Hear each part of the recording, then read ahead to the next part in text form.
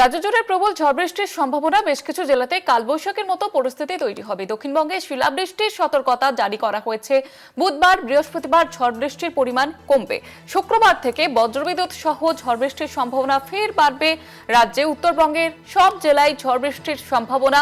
উপরের দিকে 5 জেলায় বজ্রবিদ্যুৎ সহ ঝড় বৃষ্টির সম্ভাবনা রয়েছে, এমনটাই জানা যাচ্ছে আবহাওয়া দপ্তর সূত্রে।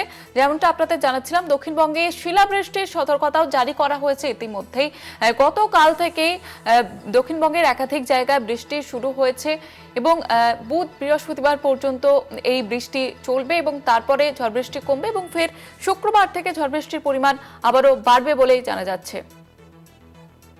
আমাদের সঙ্গে টেলিফোন লাইনে রয়েছেন আমাদের প্রতিনিধি শাশ্বতী রায়। শাশ্বতী, কি জানা যাচ্ছে আবহাওয়া দপ্তর সূত্রে?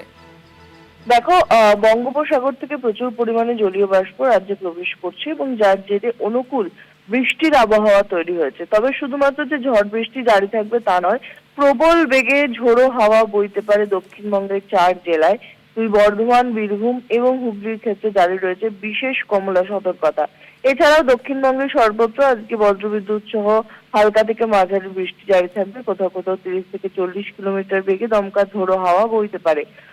অপরদিকে উত্তরবঙ্গের ক্ষেত্রেও তাপমাত্রার পারদ নিম্নমুখী, কারণ লাগাতার বৃষ্টি জারি রয়েছে এবং আগামী সপ্তাহ জুড়েও কিন্তু এই বৃষ্টিপাত বজায় থাকবে। একেবারে উপরের দিকে বৃষ্টিপাত জারি রয়েছে আগামী পরিস্থিতিতে বলা যায় যে দক্ষিণবঙ্গের ক্ষেত্রে বৃষ্টি বুধ এবং বৃহস্পতিবার কিছুটা কম থাকলেও শুক্রবার থেকে ফের দুর্যোগপূর্ণ আবহাওয়ার ইঙ্গিত দিচ্ছে আলিপুর আবহাওয়া দপ্তর। ধন্যবাদ জানাবো শাশ্বতী।